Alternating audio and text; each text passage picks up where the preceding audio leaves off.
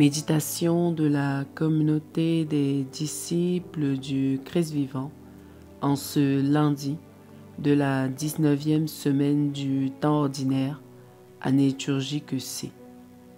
Évangile de Jésus-Christ selon saint Matthieu, au chapitre 17, les versets 22 à 27.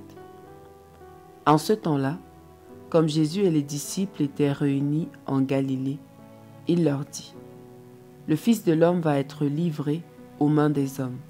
Ils le tueront et, le troisième jour, il ressuscitera. Et ils furent profondément attristés. Comme ils arrivaient à Capharnaüm, ceux qui perçoivent la redevance des 2 drachmes pour le temple vinrent trouver Pierre et lui dirent: votre maître paye bien les 2 drachmes, n'est-ce pas? Et il répondit: oui. Quand Pierre entra dans la maison, Jésus prit la parole le premier.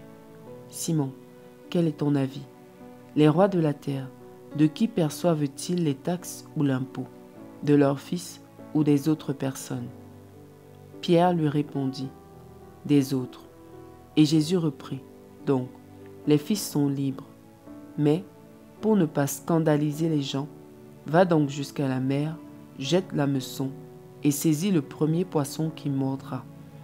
Ouvre-lui la bouche et tu y trouveras une pièce de 4 drachmes.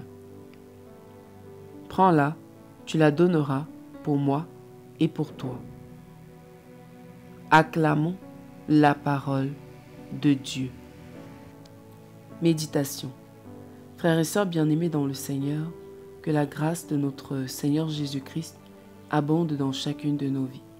Aujourd'hui, dans le texte de l'Évangile, le Seigneur Jésus pose un acte pour ne pas scandaliser l'opinion publique. Il veille sur son comportement, il tient compte de l'opinion des autres sur lui, afin que son comportement ne soit pas un frein à l'annonce de l'Évangile. En effet, ceux qui perçoivent la redevance pour le temple interrogent Pierre pour savoir si Jésus paye cette redevance.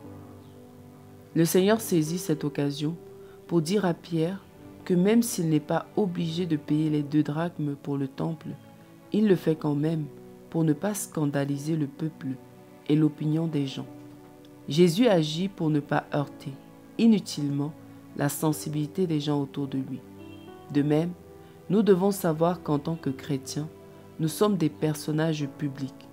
Comme Jésus, nous devons veiller sur notre comportement, nos paroles, nos agissements en public et même en privé, afin de ne pas scandaliser les autres en aucun cas. Nous devons tenir compte des mœurs, des us de l'endroit où nous vivons. Jésus n'était pas obligé de payer, étant le roi des rois, mais il s'y soumet afin de ne pas blesser l'opinion des gens sur lui et être un frein à l'Évangile. Nous devons donc veiller à notre comportement, même lorsque nous avons raison. Même lorsque nous n'y sommes pas obligés. Nous devons parfois agir pour permettre que notre comportement ne soit pas un frein à l'annonce de l'Évangile. L'apôtre Paul le disait aux Romains, leur interdisant même dans leurs habitudes alimentaires d'être une occasion de chute pour les autres. Ne va pas détruire l'œuvre de Dieu pour une question de nourriture.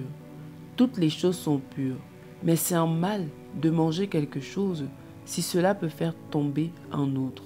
C'est ce qu'il disait dans le chapitre 14 de Romains au verset 20. N'allons donc pas détruire l'œuvre de Dieu pour une question d'honneur, de liberté, de croyance, de droit, etc. Soyons plutôt sensibles à l'intérêt commun, au bien de tous, au salut de tous, et agissons dans ce but-là. Revenons donc en nous-mêmes.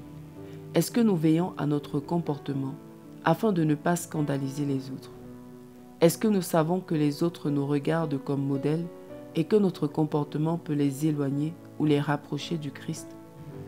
En tenons-nous compte dans nos paroles, nos actes, nos pensées, nos rapports avec les autres? Prions. Seigneur, accorde-nous la grâce immense de n'être un objet de scandale pour personne dans le monde, que nous ne soyons jamais un frein à l'accueil de l'Évangile chez notre prochain. Intercession. Nous te prions pour tous les chrétiens qui occupent des postes de responsabilité, afin qu'ils puissent veiller sur leur comportement et être des porteurs de l'Évangile là où ils se trouvent. Maman Marie, prie pour nous. Exercice spirituel. Prions pour nos prêtres, que le Seigneur les protège des pièges du malin, afin qu'ils ne soient objet de scandale pour personne. Loué soit Jésus-Christ, à jamais.